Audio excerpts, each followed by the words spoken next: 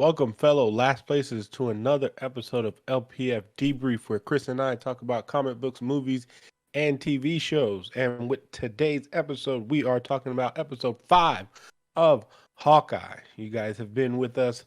We did our episode 4 last week, and now we're going to take care of episode 5. We're going to start off the episode the same way we always do, by shaming Yendi for not watching the content that we watch. Especially this one, man. No. Especially Shame. this one. Shame.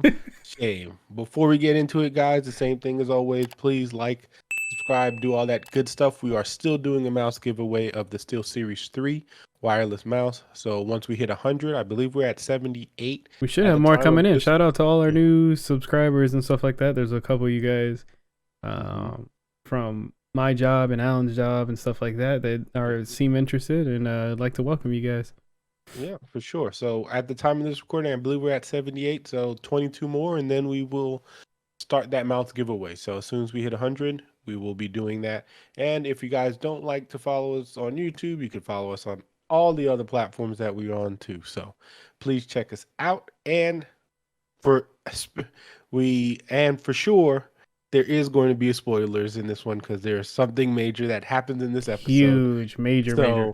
It will be towards the end, but if you do care about spoilers, please do not continue or watch it until we say spoiler alert again.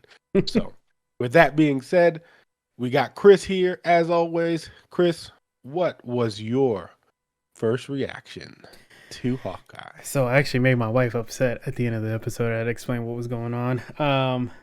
This episode was awesome. We got more of Yelena. And at one point when she's just sitting there talking at the table with Kate, I was like, I remember looking over at my wife and I was like, why is she so great? Like this, she's so perfect at this role, and I really love the character, the conversation that they had. This episode was wild. I had a feeling that we were going to get the reveal in this one, so I was on my toes. We had a lot of, Hawkeye giving not really a goodbye, but him saying, like, I have to end this. And the way he talks to his wife, it gave you an uneasy feel of, like, what's happening. Him talking to the monument that they have. Was another moment too where I'm just felt uneasy, and then him finally confronting Echo and saying, this is somebody from the inside ordered this hit, and you can feel the tension. This whole episode was just tension. Everything was tension, high tension the whole time. Also, Kate's mom, terrible at bluffing, because when Jack gets arrested and she's just looking at him, I was like, man, you have guilty all over your face. It's so bad. But this episode was fantastic. It was perfect. I loved it a lot. What did you think about? Yeah, this episode was super strong. This was a great episode for multiple reasons. The main reason being Yelena and Florence Pugh. I will praise you every time, every chance I get. You are simply phenomenal. And that's what needs to be said. She is the Black Widow that I've always wanted. Like, I don't care what anyone says. This is exactly, when I think about Black Widow, this is exactly what I wanted Natasha to be. And I said that when we did our Black Widow review, if you guys want to go back and check that out. But she's literally exactly what I wanted the character of Natasha to be. And I'm glad we are getting this version of, it's not Natasha, but we're still getting to see this kind of a role from her. And she's just knocking it out of the park. I mean, from everything, like if you guys haven't, and this is one thing that I was really happy about, was that they gave you a little brief, pretty much like catch up in a sense, but like this was also like, go watch Black Widow, because then you can understand where this character is coming from and what happened, because they don't explain too much. They just I let can only you know. imagine somebody just watching it and be like, Yeah. Why is her sister just ran? Why is this like Yeah. it's her sister? Like what? So it was nice to know that this like Kevin Feige kept his word and he's telling people you need to watch these movies and the TV shows because they are going to start to integrate really well, which we'll talk about later. But just seeing it now and seeing it being executed in this way is really nice because this is giving us, the people who are watching the people who are watching everything are getting a benefit and getting a sense of feeling that we understand the story a little bit more than someone who just randomly, you know, just picked up Hawkeye and has no idea where the story is going. So I thought that was really cool. I thought it was awesome that she was in the blip, like That's what I was because gonna again, say. I forgot to mention that we got to see another version of the blip.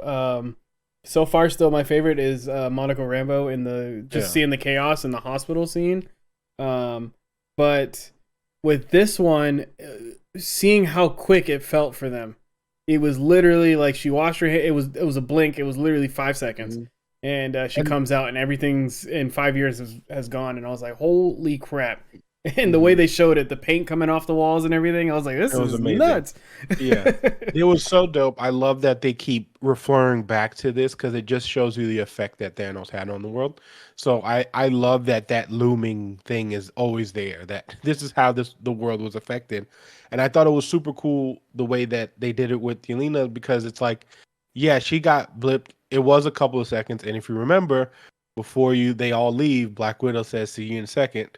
Like, you know what I mean? And so it just shows you that time frame, how quick everything happened. And then the Black Widow, the former Black Widow agent telling her like, oh snap, like you her left kid was like there, super her kid was like, there, everything. You left super dramatic, like we didn't even know where you were. And then it's like then she like realizes like, oh snap, like you were blipped away for 5 years. Like so, and then again, that's a whole struggle within itself for Yelena's character because remember she went on that whole crusade to save all the Black Widows from being the brainwashed, and again, that's in the movie. So having that and then losing 5 years and not knowing what happened, and then losing your sister, right? Yeah. So it was all a lot for her to take in, and it is under like it's pretty crazy. And then the next time we see her, I mean, how perfect was the scene? Like it was just so good with her just sitting there and she's like, I made mac and cheese, like you know what I mean? You're taking too long. Like, and then when they have like this whole conversation about what's going on and how she's using Kate's name, like saying Kate's whole name, like Kate Bishop, the whole time, and she's like, "You're just saying my full name to let me know that you know it, right?" And she's like, "Yes, exactly." Like she's just like, "Yeah." My favorite moment in that conversation too is just like, it's the classic like, if I wanted you dead. She's like, yeah, as soon as you walk through the door, like there, like gone. Yeah, she's like, oh. She's like, yeah, no chance. Like it's like just no chance. You know what I mean? And then they talk about she talks about the Sex and the City lifestyle pretty much like they did in the movie. So again, a lot of those nice little references that you catch if you watch both of them, you know what I mean? And now this is Yelena actually going to New York because remember, this is what she talked about with Natasha and having that like Sex and the City lifestyle that they wanted. And obviously, if you're a fan of Sex and the City, you know that it's in New York City. So shout out to all the people who watch Sex and the City. Hope you guys are okay. Yeah, I heard about that. Yeah, that's another thing. But I know. Listen, just saying. So so just that whole conversation and I thought was super, super cool. And then her talking about the new and improved Statue of Liberty because of, the whole thing from apparently the trailer that is happening, the trailer that happened in Captain America, not Captain America, in No Way Home. Oh, okay. So I don't know what's going, because whenever she said that, I was like, I don't know what that is, but okay. So I'm sure it'll click to I've seen the imaging that there's a picture that it looks like it's actually Cap like on the not like it's like one of those hologram thingies. Oh, okay. And it just has like Cap shield. And I think that's what she meant, like the new and improved Statue of Liberty.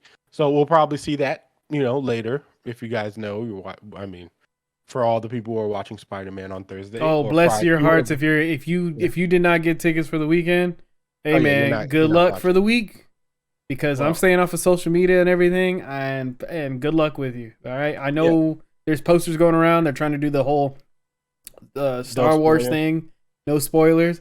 But Mm-hmm. now that TikTok's a big thing and everybody's trying to be the first, it's out there. All right, is Mm-hmm. it, so Just be stay off ready. if you want to be Mm-hmm. safe. We will be debriefing it though. So, Yes.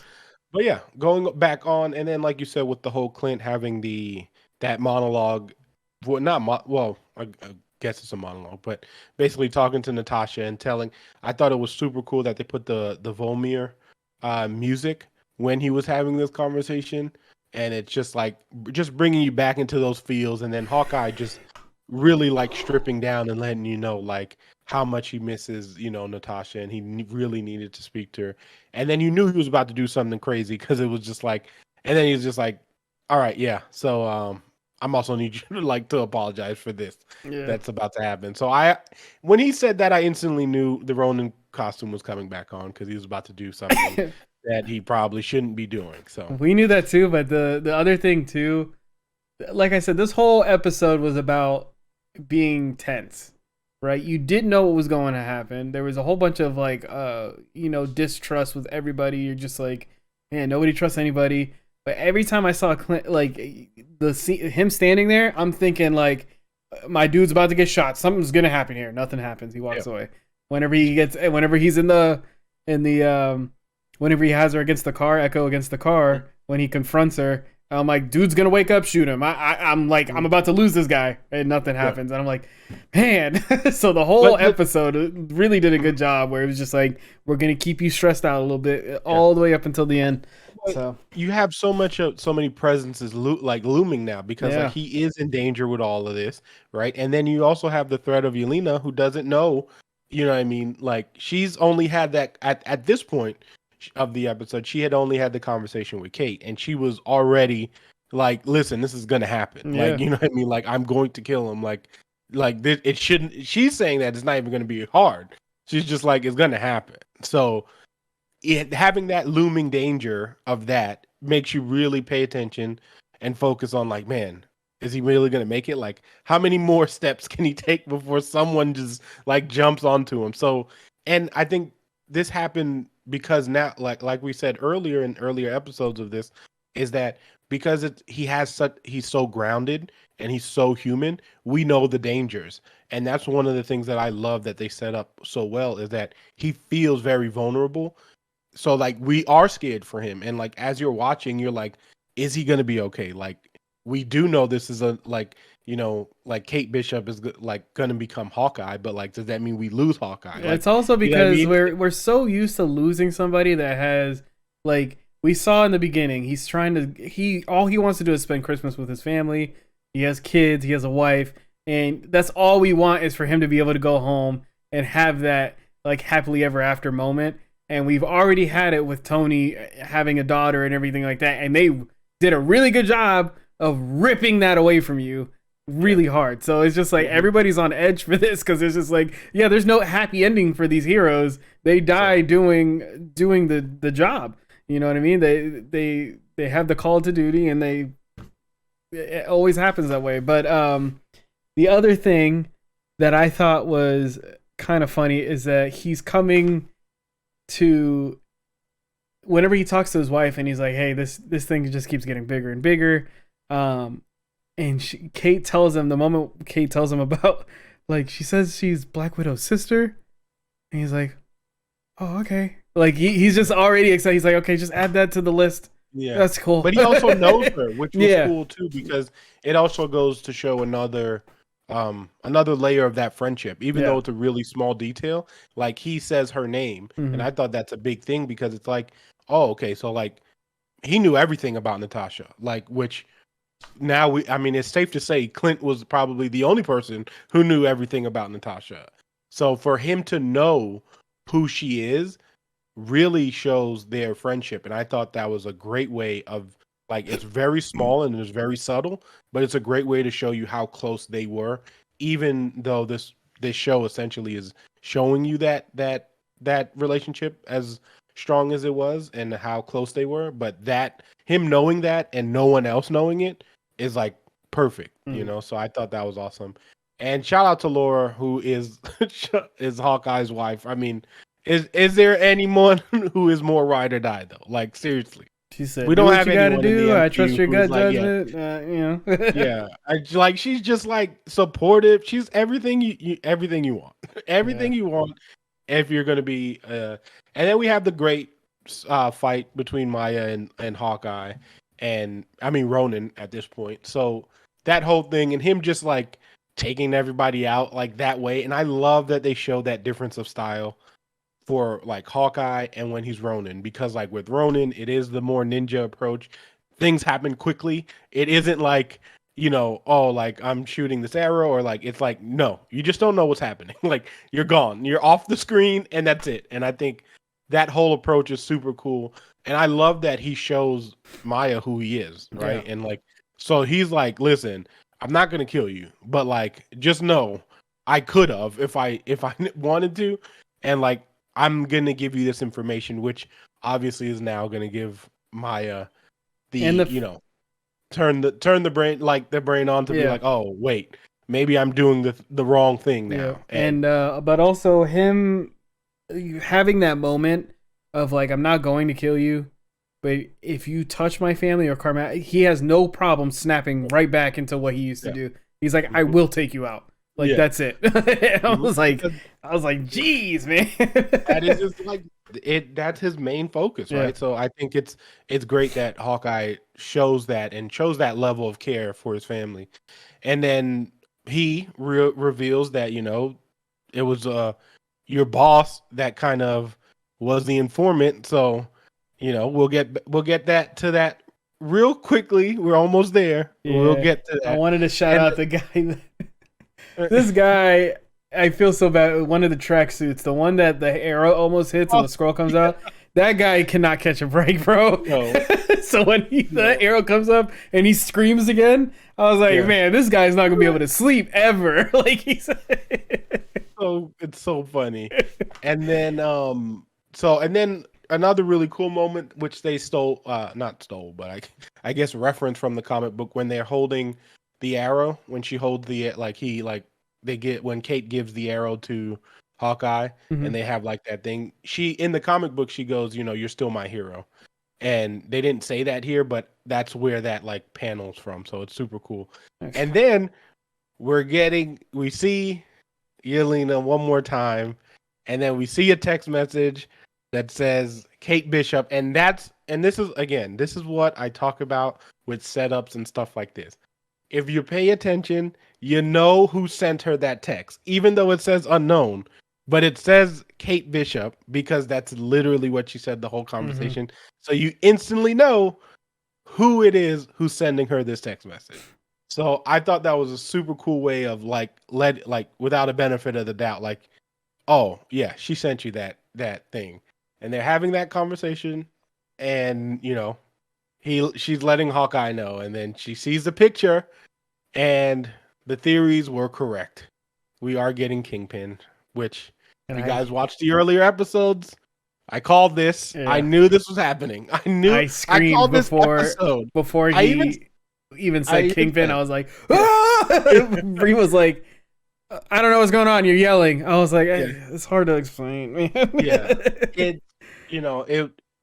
Eleanor, who is Kate's mom, is seen in a photo with Kingpin, and Hawkeye even name drops Kingpin by saying, who he is. This is what I was worried about and everything. And also, she said she confirms that her mom is the one who dropped the hit on Hawkeye. So so it's amazing that it's great that the theories are all true. I mean, I'm super excited. It just felt like everything was pointing in this direction. I mean, with the whole Vincent D'Onofrio writing, like, oh, I'm excited for this, like out of nowhere. But this is going to bring in like a bigger picture now, because I feel like so I have my theory that I said for Spider-Man, where I believe Matt Murdock is going to show up in Spider-Man. And now you're going to get that nice little soft, like subtle hint we got this, and now you're gonna be like, oh, watch Spider-Man, and it's gonna be like, oh, look at that, Matt Murdock just showed up. I also think it would be dope. So here's my theory: if he doesn't show up in Spider-Man, right? My theory is that my next theory is going to be he's going to defend Hawkeye for the Ronin murders. I think that'll be his like he if we don't see Charlie Cox and Spider-Man, I do think we'll see him in an end credit scene of this Well, he's supposed to show. he's supposed to get his own show again, right? Yes, but I think that's And going to then be they're a also but also from they're now. redoing like we have that past history. The one on Netflix doesn't matter, right? So they got to reintroduce them to each other, or okay. No.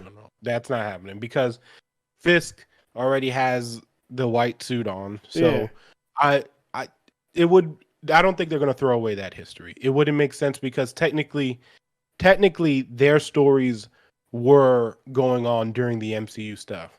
So again, but you have the perfect reset button. You have the blip. So and you're gonna have the multiverse of like just the multiverse out there if you wanted to do it anyway like that. But I don't think they need to. I think basically you can just be like, listen, like, well, the only thing is obviously it's gonna suck for you to tell like the crowd like, hey, go watch this on Netflix. But majority of the time, most people have Netflix. If you're probably going to go back to watch it if you really wanted to watch it, to watch Daredevil. I don't think they'll reset the canon, reset any of that because it was built so perfectly. Like all of that was built great. Like why would you want to reset it? So I don't think they're going to do that. I think that's what's going to happen is basically they're going to like start hinting at little by little, and Echo's going to get her own show, which I think is what Kingpin is going to be the main focus of. And I think something there is going to happen where Matt Murdock shows up, and then their TV show is going to be like, they're going to be like back to, you're still messing up with my, like, you're still messing the city up. Like, you know what I mean? And then Daredevil's like, I need to like take you down because you've just been a pain in my side. So I think that's what's going to happen, but I don't think we'll get the Daredevil. I mean, I don't even know, like, Echo's supposed to come out, what, mid 2022 or like late 2022? Is that before So Moon Knight or after? When's Moon that's Knight? after Moonlight. Moon Knight's supposed to be like beginning of 2022. Like, not beginning, but like somewhere before. It's supposed to be like in the March area.